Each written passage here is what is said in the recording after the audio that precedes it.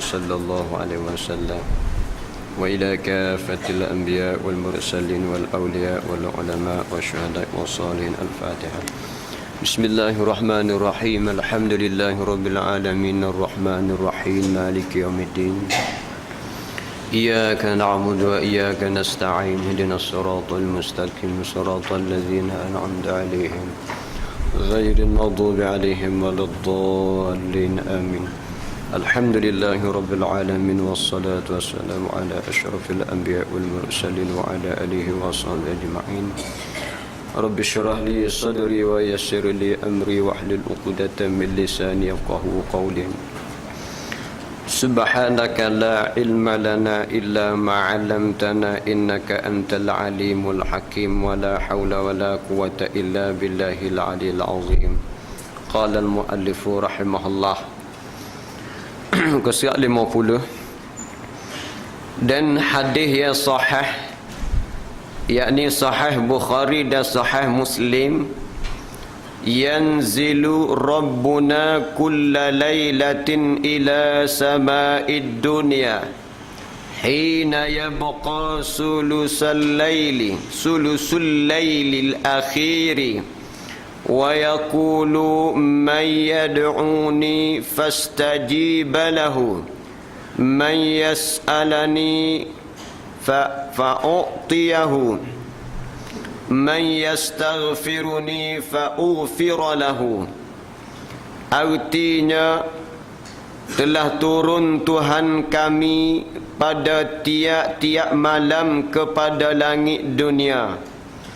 Sebut dalam hadis sahih, sahih Bukhari pada, sahih Muslim pada, telah turun Allah Ta'ala pada tiap-tiap malam kepada langit dunia. Tiap-tiap malam Allah Ta'ala turun ke langit dunia. Langit dunia iaitu langit hak atas kepala kita ni. Langit hak nampak tengok ni langit dunia.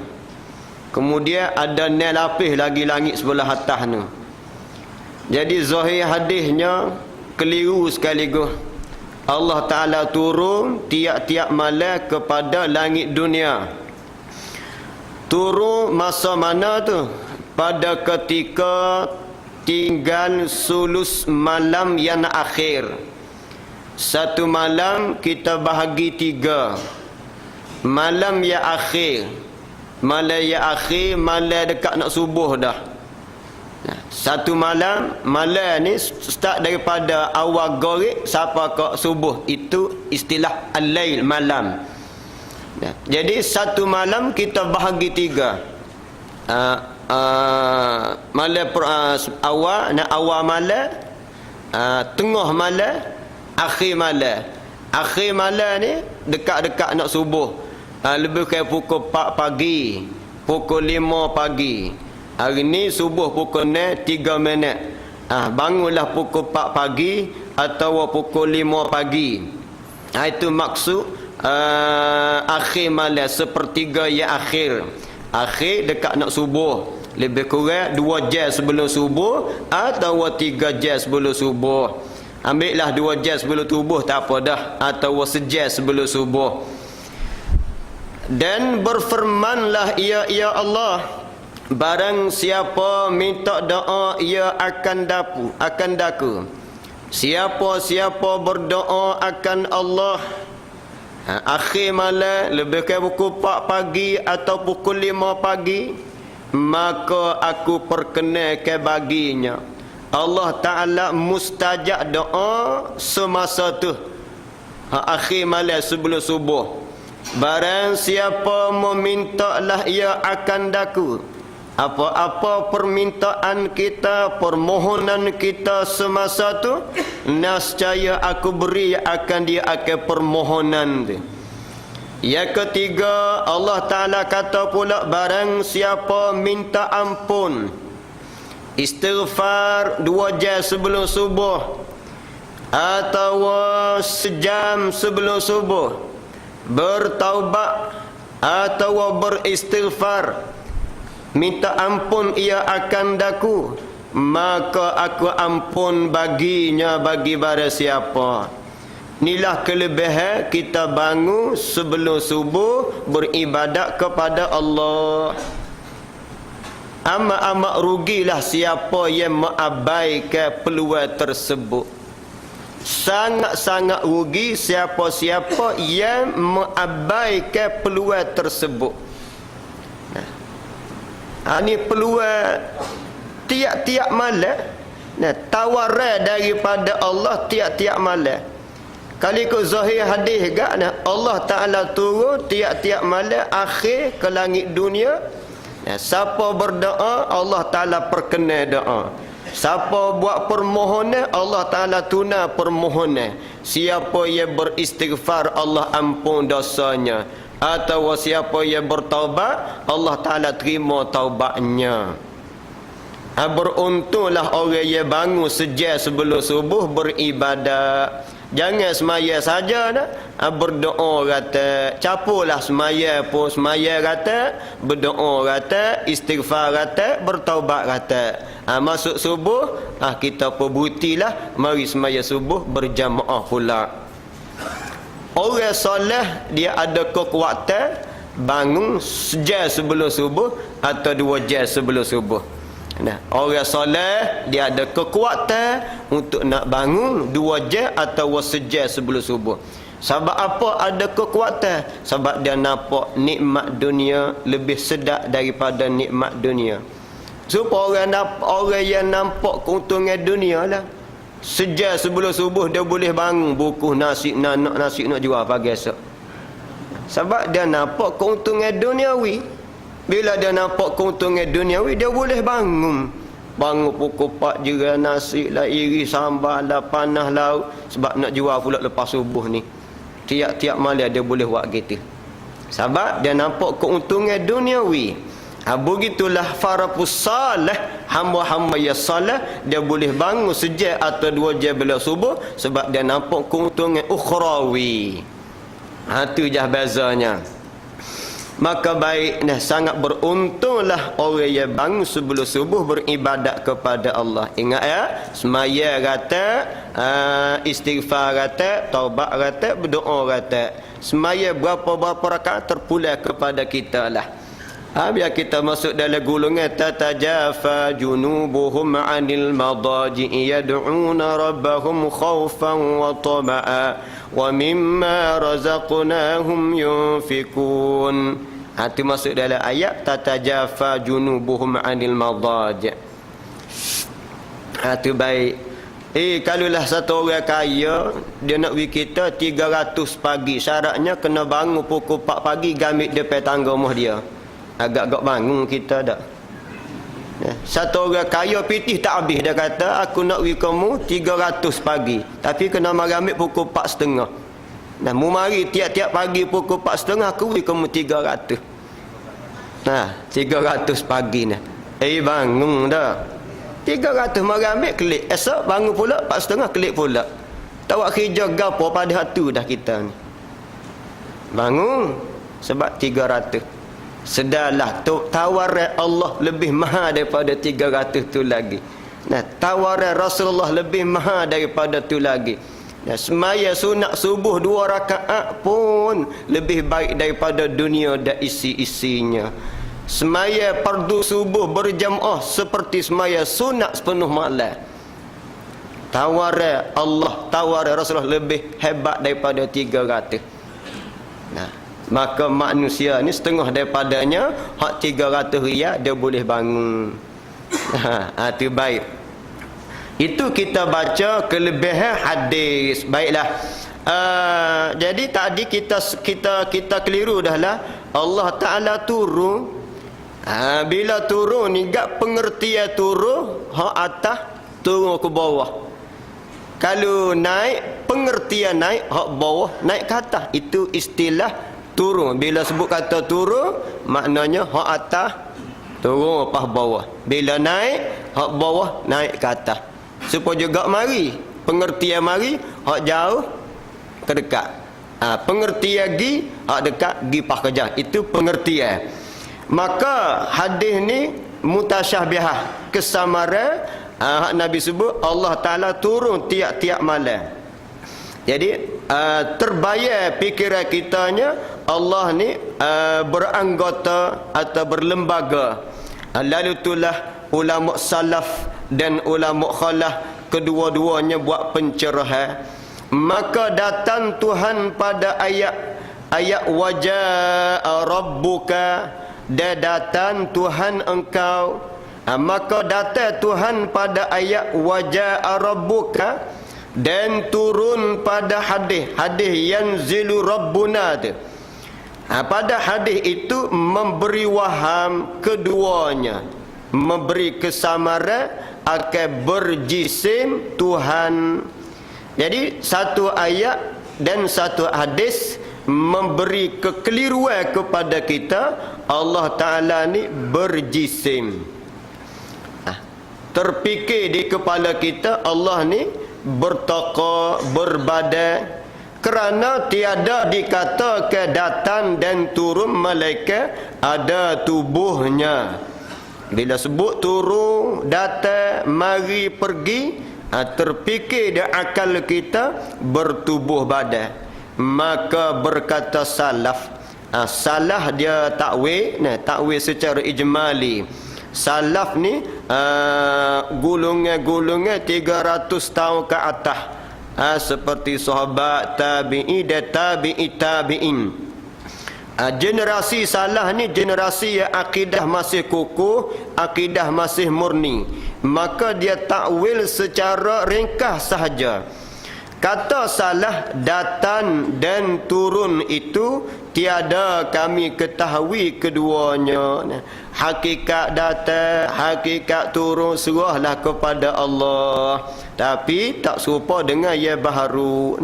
Datang Allah tak sama dengan datangnya yang baharu. Turun Allah tak sama dengan turun yang baharu. Apa pengertian turun? Di sisi salah serah kepada Allah. Dia tak berani nak takwil wajah kepada makna lain, dia tak berani. Hanya dia serah kepada Allah. Bukan turun seperti makhluk, bukan mari seperti makhluk, bukan. Dan bermula khalaf, ulama khalaf pula, ulama yang 300 tahun ke bawah al-kemari sampai ke kita lah.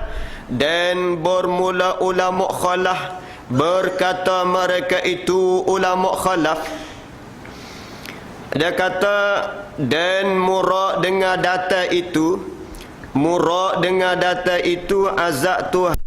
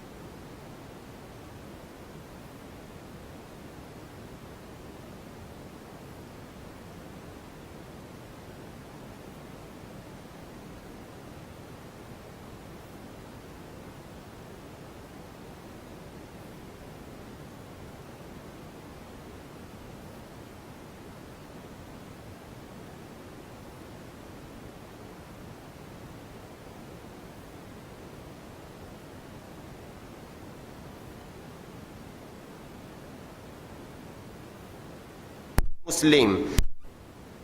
Hadis riwayat Ahmad dan juga riwayat Syaikhan Bukhari dan Muslim.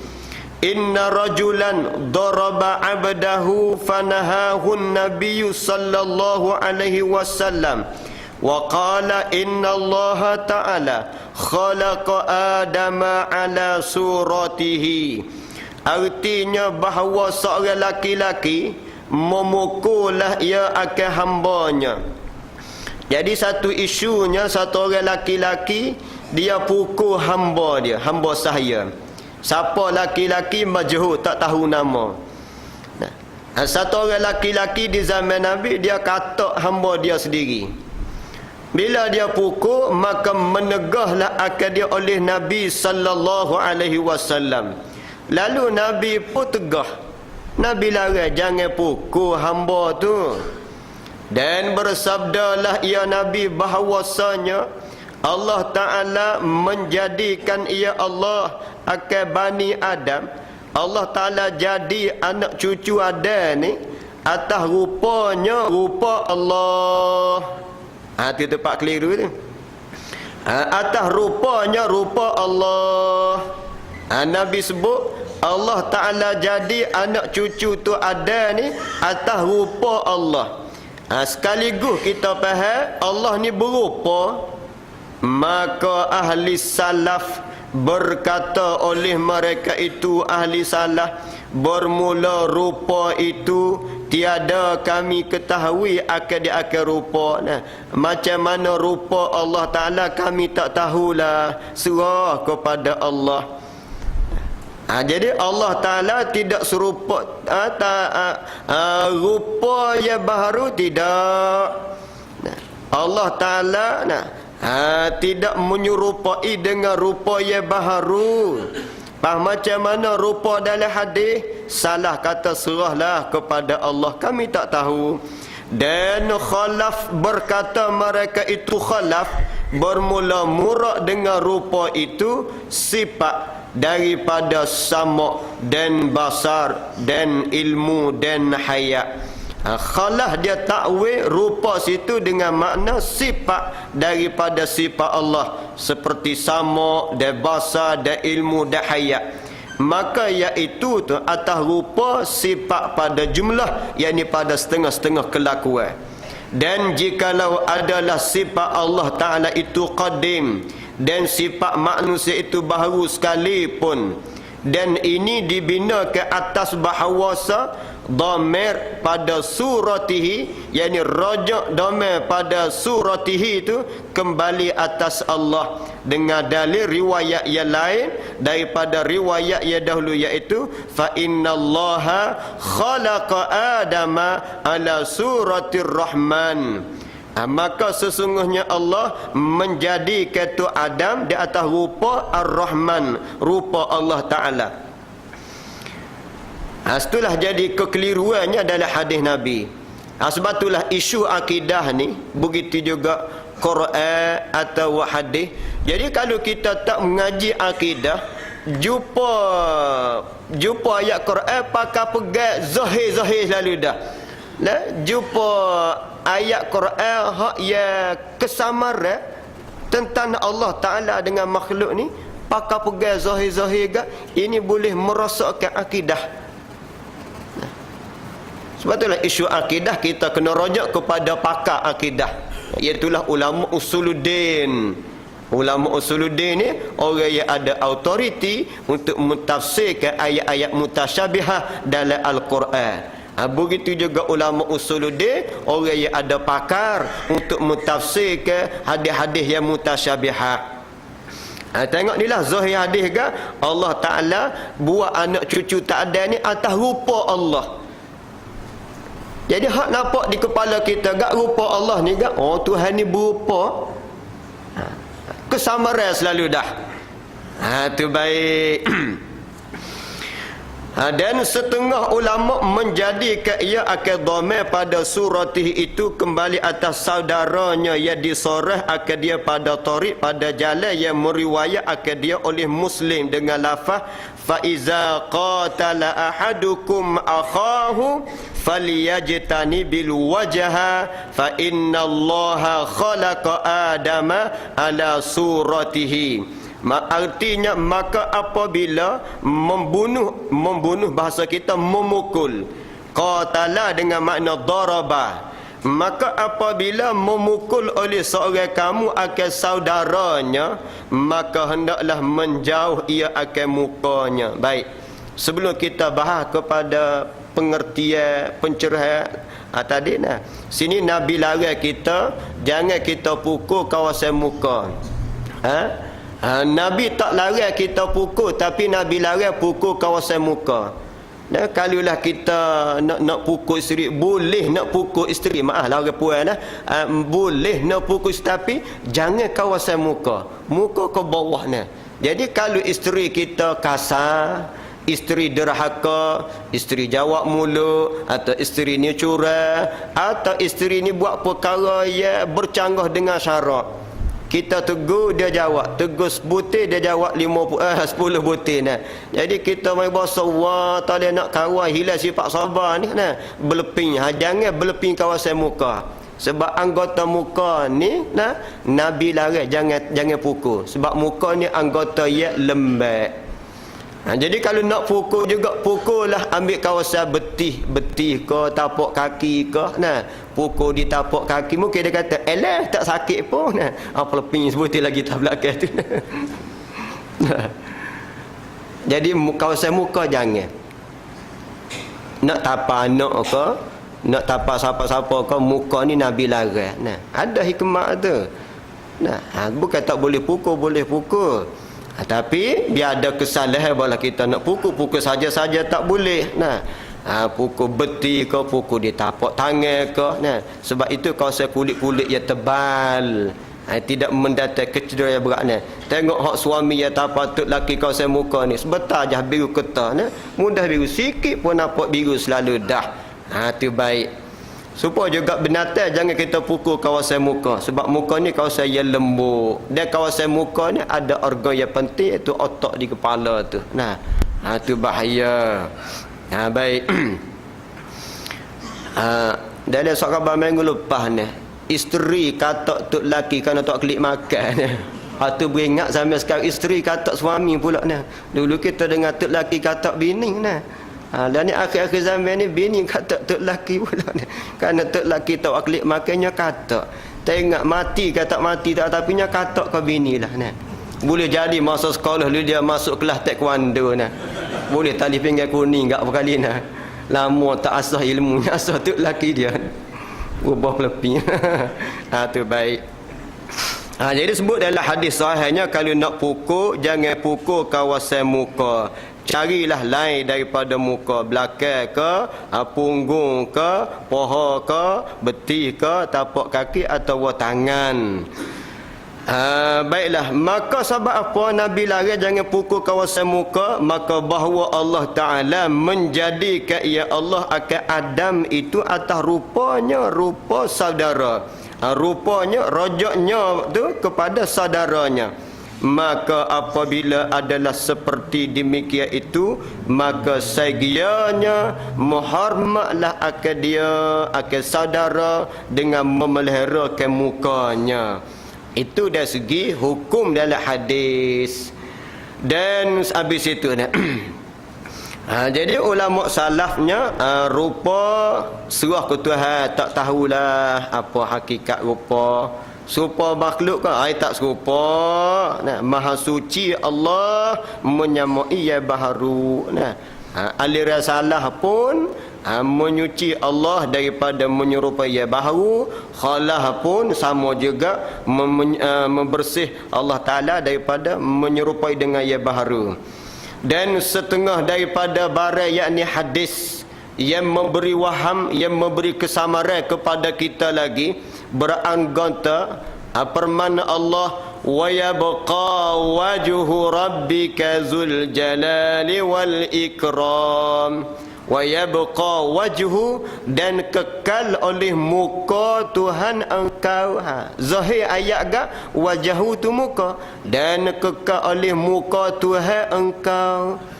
Sekaligus gak Tuhan ni ada muka. Bila sebut muka gak terbayarlah ada hidung, ada mata, ada mulut, ada bulu kening. Samarai dah lah. Walaha Allah Ta'ala tak menyerupai yang baharu. Dan perman lagi, yadullahi fawqa aydihim, artinya bermula tangan Allah. Yadu bahasa Arab, bahasa Melayu juga tangan Allah di atas tangan mereka itu. Ini kesamaran juga. Bila sebut kata tangan, ini kita retilah, ni tangan, ni istilah tangan. Start daripada ujung kuku sampai ke bahu, ni orang panggil tangan. Cuma sekatas-sekatas ni orang panggil jari, orang panggil lengan, orang panggil siku, panggil bahu. Itu nama-nama pula. Tapi seputu ni gak start daripada kuku sampai ke bahu, ni orang panggil anggota tangan. Lepas tu nama bahu ada, ni siku, ni lengan, ni buku pergelangan tangan, ni tapak tangan, ni belakang tangan, ni kuku tangan. Jadi kalau pakai zahir gak, zahir ayat Quran, tangan Allah terbayar dalam kepala kita. Ni tangan Allah Ta'ala, ada tangan gini. Ni keliru ni. Keliru ni lah ulama salah. Apa dia nak tafsir ni? Salah, bagi salah tangan, bagi salah tangan yang layak bagi Allah, tak serupa dengan tangan yang baharu. Adapun khalah bukan tangan, kuasa, kudrat. Tu lari sakai khalah, nak mengelak daripada kekeliruan dalam bab akidah. Dan lagi firman Allah Ta'ala, inna quluba bani adama kulluha, inna quluba bani adama kullaha ka qalbi wahidin baina asbu'aini min asabi'ir rahman. Arti bahawa segala hati anak Adam sekaliannya seperti hati yang satu antara dua anak jari daripada segala anak jari Tuhan yang bernama Rahman.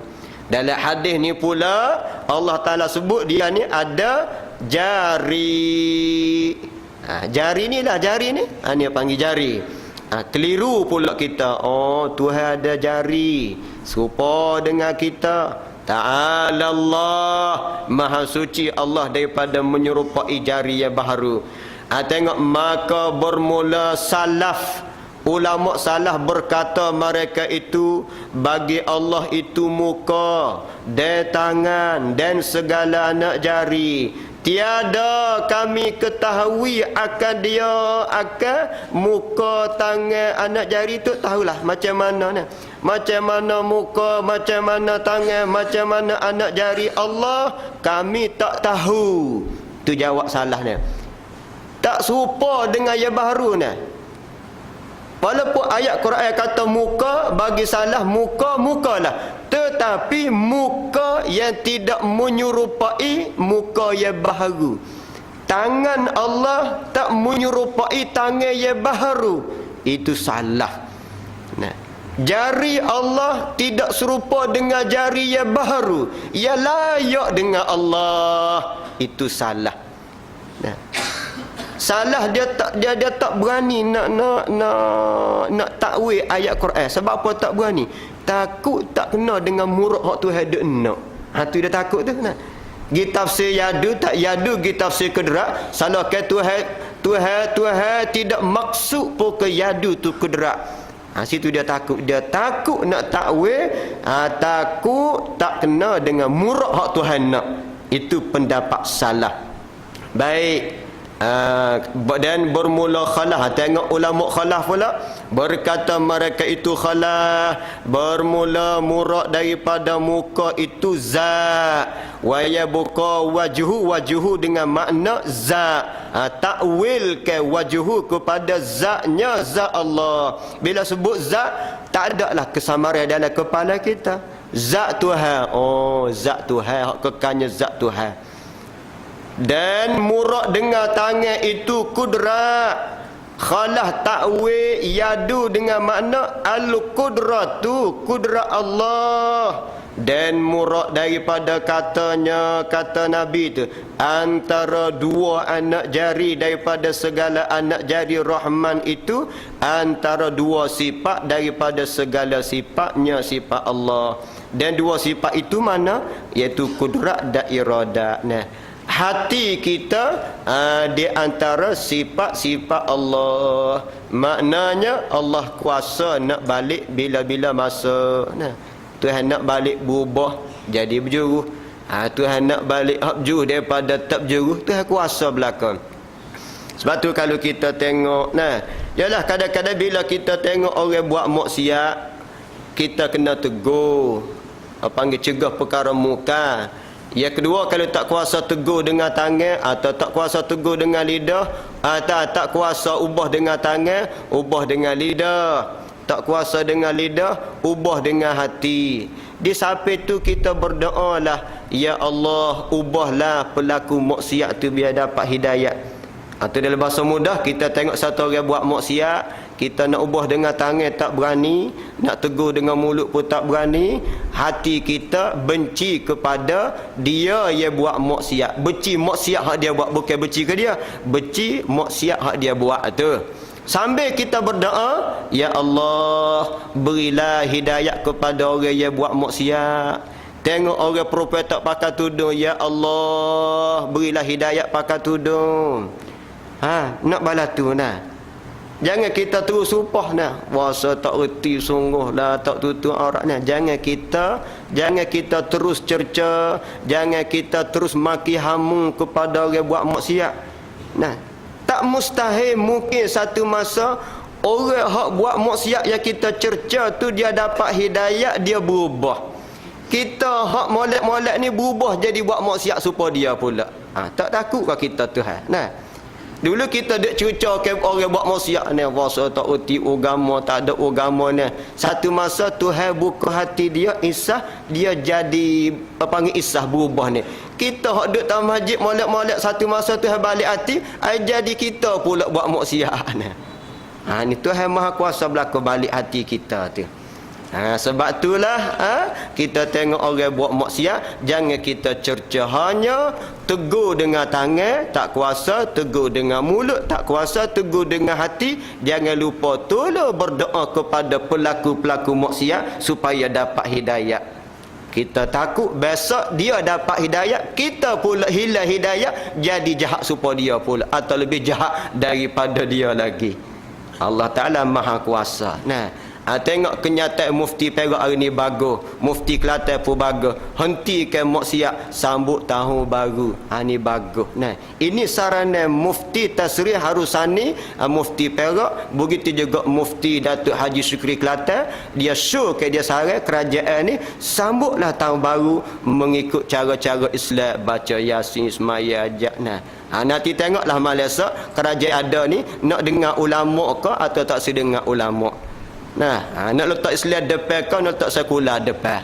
Tengoklah dalam keadaan suasana ekonomi yang begitu tak menentu, rakyat menekan hidup, tiba-tiba nak bazir dengan benda-benda sedemikian. Walaupun tajuk badai-badai kebrak, apa kata kebrak ni tajuk kepada anak-anak yang nak sekolah tak ada belanja, itu lagi ada pahala daripada duk berdiri mercung bunga api dan sebagainya.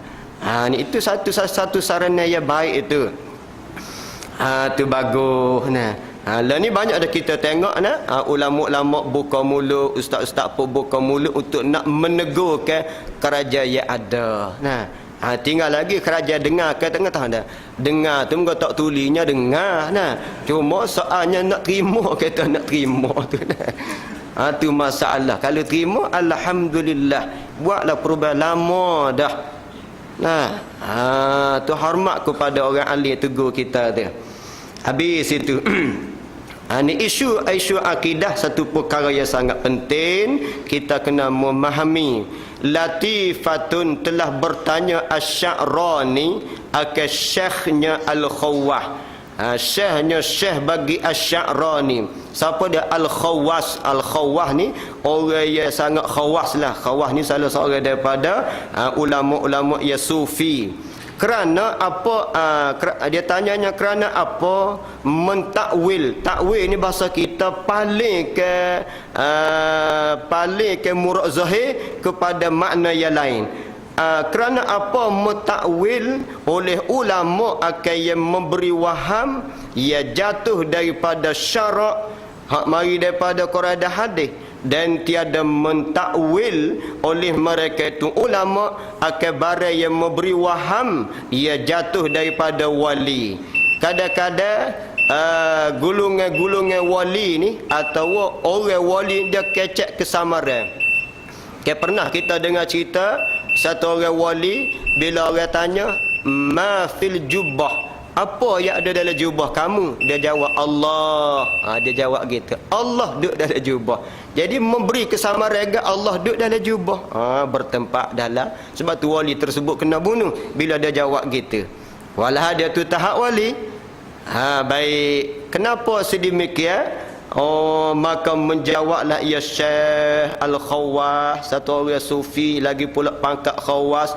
Jikalau insaf oleh mereka itu ulama nescaya mentakwil oleh mereka itu ulama akan ia jatuh daripada wali itu dengan terlebih aula, kerana bahwasanya ma'zur dimaaf dengan dhaifnya pada segala ahwal hadrat. Bersalah syarak maka bahwasanya ia mempunyai maqam ia teguh, maka ni kududuk kaya kukuh. Dan terkadang dikatakan bermula syarak itu sagianya memelihara akan atas ia jatuh daripadanya barang sedapat-dapatnya, kerana bahwasanya ia diikut dengan dia. Dan tiada seperti demikian itu wali. Wali ni jari orang ambil peduli. Adapun Quran ni benda harian kita, maka bahwasanya tiada dipelihara ke atas kalamnya kalam wali, kerana bahwasanya wali ni tiada diikut dengan dia. Maka apabila memberi waham ia perkataan wali disia-sia. Jadi kata-kata tu wali ni orang tak ambil kira sangat. Nah, adapun Quran atau hadis ini perkara yang berlega-lega dalam kehidupan kita. Maka ulama-ulama sangatlah mentakwil tiap-tiap ayat yang mutasyabah. Jadi kesimpulannya ginilah, wajib di atas kita menyucikan Allah daripada menyerupai dengan yang baharu. Itu kesimpulan. Dari segi akidahnya hendaklah kita membersih, jangan menyerupai Allah dengan yang baharu. Kita nak duduk pihak salah pun tak apa, nak pihak khalah pun tak apa, tapi kita kena faham Allah tidak menyerupai dengan yang baharu. Allah tidak menyerupai dengan makhluk. Wallahu a'lam bis-shawab. Bismillahirrahmanirrahim. Allahumma anfa'na bima 'allamtana wa 'allimna ma yanfa'una warzuqna ilman yanfa'una. Allahumma faqihna fid din walhamdulillahi rabbil alamin. Hari Sabtu malam hak dekat ni giliran Ustaz Mak Mustafa. Hari Sabtu dekat